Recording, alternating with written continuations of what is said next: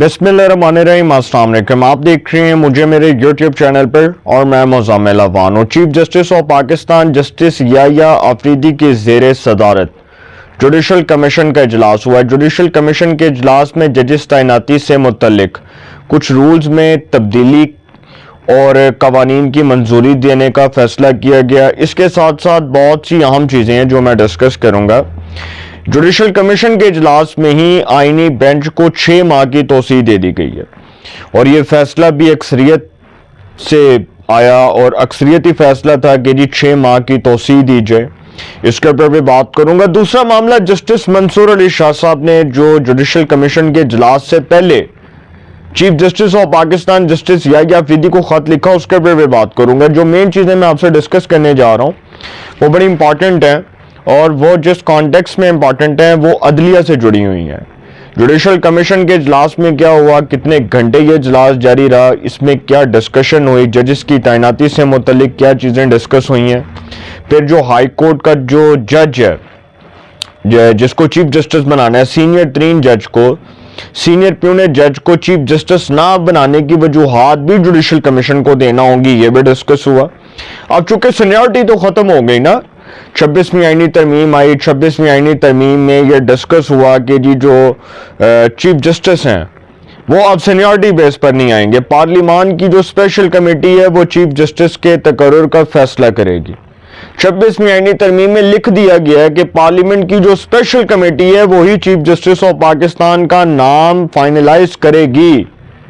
Chief justice of Pakistan seniority base पर नहीं आएंगे। ये शर्त खत्म कर दी गई है कि चीफ जस्टिस के बाद सीनियर प्यूने जज को चीफ जस्टिस ऑफ पाकिस्तान बनाया जाएगा।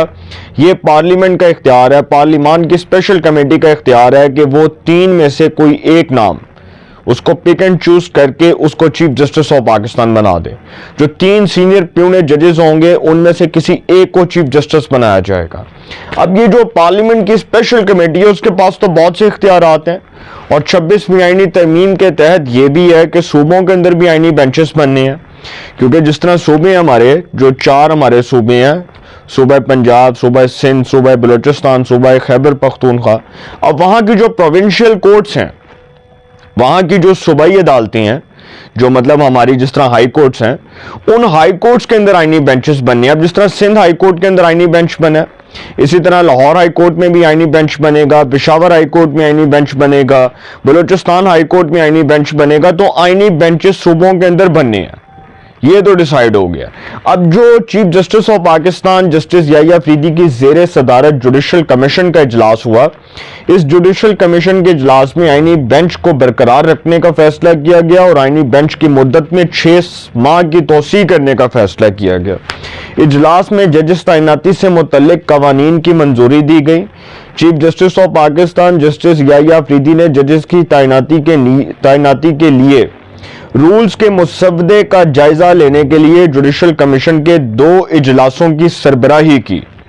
जुडिशल कमीशन के 2 इजलासों की सरबराही की। कमीशन का पहला इजलास सुबह 11 बजे हुआ जो 8 घंटे तक जारी रहा, जिसमें जजेस की तकर्री रूल्स के मुसवदे का जायजा लिया गया। कमीशन के दूसरे इजलास में सुप्रीम कोर्ट की आईनी बेंच को 6 माह के लिए तोसी देने का फैसला किया गया। जस्टिस मंसूर अली शाह और जस्टिस मुनीब अख्तर ने वीडियो लिंक के जरिए इजलास में शिरकत की। इजलास में आईनी बेंच की तश्कील को बरकरार रखने का फैसला 7-6 के तनासुब से आया, मतलब 7 अक्सरियती वोट थे, 7-6 के तनासुब से यह फैसला आया। उसके बाद वोटिंग में 7 मेंबरान ने बेंच बरकरार रखने के हक में फैसला दिया। इजलास में जस्टिस जमाल मंदोखेल ने सुप्रीम कोर्ट के तमाम जजेस को आईनी बेंच में शामिल करने की तजवीज़ दी। जुडिशल कमीशन के इजलास में जजेस की तैनाती से मुतल्लिक कुछ रूल्स में तब्दीली के साथ साथ कवानीन की मंजूरी भी दी गई। जजेस तैनाती के खत्मी मुसवदे में नए एडिशनल जजेस के लिए मेडिकल टेस्ट की शर्त निकाल दी गई, जबकि किसी उम्मीदवार की इंटेलिजेंस रिपोर्ट लेना या ना लेना कमीशन की स्वाबदीद होगा। रिपोर्ट के मुताबिक मुसवदे में हाई कोर्ट के चीफ जस्टिस के लिए 3 नाम ज़ेरे गौर आएंगे। सीनियर जज को चीफ जस्टिस हाई कोर्ट ना बनाने पर वजूहात लाजमी बताना होंगी। मुसवदे में कहा गया कि सुप्रीम कोर्ट में जजेस की तैनाती के लिए हाई कोर्ट से 5 नाम तजवीज़ किए जाएंगे, 5 नाम जो है वो तजवीज़ किए जाएंगे। फिर कवानीन के हवाले से जुडिशल कमीशन के इजलास में नए रूल्स के तहत एडिशनल जजेस के लिए नामजदगियां 3 जनवरी तक तलब की गई हैं, जबकि उन जजेस के लिए नामजदगियां मुतल्लिका हाई कोर्ट के चीफ जस्टिस के जरिए भेजी जाएंगी।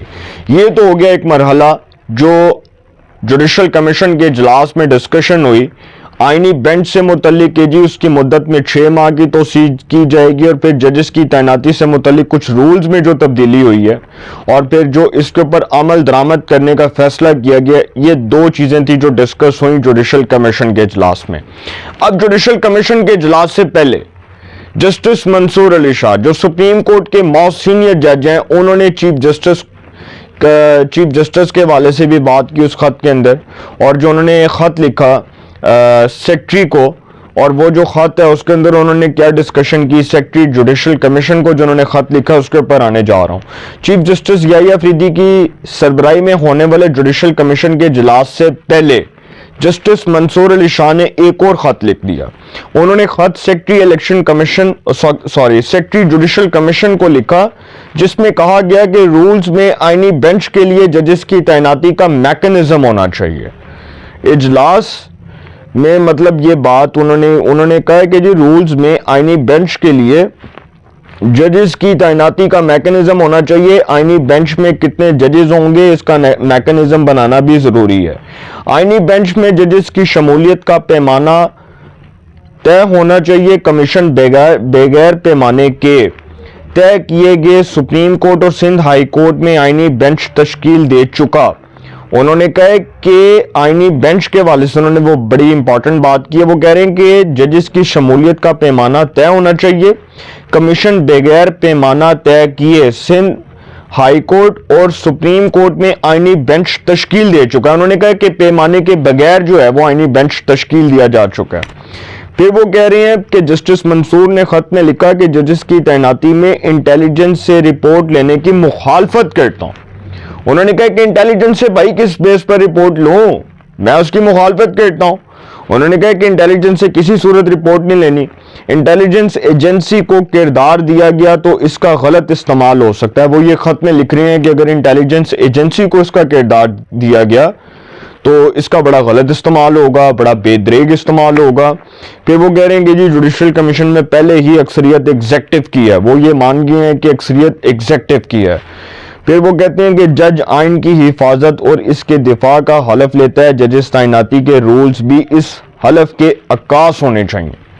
अब वो जो बातें कर रहे हैं खत के अंदर, जुडिशल कमीशन का इजलास हुआ, उस इजलास में उन्होंने वीडियो लिंक के जरिए शिरकत की। इजलास में जस्टिस मुनीब अख्तर भी वीडियो लिंक के जरिए इजलास में शिरकत कर रहे थे। जस्टिस मंसूर अली शाह साहब भी वीडियो लिंक के जरिए इजलास में आए। तो सर इस वक्त जो है ना सुप्रीम कोर्ट ऑफ पाकिस्तान में आईनी बेंच तो बन चुका है। अब वो जो ढिंडोरा पीटा जा रहा था कि जी आईनी बेंच, ये किस किताब में लिखा है कि जी आईनी बेंच ही आईनी मुकदमात सुनेगा, हम किस लिए बैठे हैं। तो सर अगले व्लॉग में मैं बहुत सी चीज़ें डिस्कस करूंगा। और एक सुप्रीम कोर्ट के जज हैं, उन्होंने कहा है कि जी रियासत हुकूमत बनाने और गिराने में लगी हुई है, आखो सुभान अल्लाह, आखो सुभान अल्लाह। तो सर उनके ऊपर भी बात करेंगे और फिर ये भी बताएंगे कि असल मसला इस वक्त चल क्या रहा है अदलिया में, क्योंकि ये लड़ाई ख़त्म होने वाली तो नज़र नहीं आ रही। और जो लोग कहा करते थे कि जी जस्टिस याहिया अफरीदी आ गए हैं तो अब मामला ठीक हो जाएंगे, फायज ईसा साहब बड़े सख्त थे, तो फायज ईसा साहब इंटेग्रिटी वाले थे तो उनको कोई सुनता नहीं था। तो सर फायज ईसा साहब के होते भी यही सब कुछ हुआ था। और उन्होंने तो जो अदलिया में रवायत कायम की कि अदलिया में एहतसाब की एक रवायत कायम की, अल्लाह करे कि वो आगे भी चले। और जो हालात इस वक्त चल रहे हैं सर वो कोई अच्छे नहीं है, कोई अच्छे की रिपोर्ट नहीं है। और जस्टिस मंसूर अली शाह साहब अपने चीफ जस्टिस ना बनने का जो गुस्सा है वो निकाल रहे हैं, और उनका निकालना बनता भी है। वो हुकूमत पर भी निकालेंगे, मौजूदा चीफ जस्टिस पर भी निकालेंगे, क्योंकि मौजूदा चीफ जस्टिस उनको क्रॉस करके आए ना, सीनियरिटी बेस पर नहीं आए। तो सीनियरिटी वाला असूल तो हो गया ख़त्म, वो तो हुकूमत ने खुद कर दिया। तो जस्टिस मंसूर अली शाह साहब अब गुस्सा ही निकालेंगे, जिस तरह भी निकालेंगे, लेकिन निकालेंगे ज़रूर, और वो निकाल भी रहे हैं। तो आप देखते जाएं आगे आगे क्या होता है। तो आगे आगे बहुत सी चीज़ें जो हैं वो क्लियर होती जाएंगी, क्योंकि पाकिस्तान की जो पॉलिटिक्स है उसका पीक लेवल जो है वो बहुत इंक्रीज हो रहा है, वो बहुत इंक्रीज हो रहा है। तो सर जब इंक्रीज हो रहा हो ना कुछ, तो इसका मतलब समझ लें कि गड़बड़ है।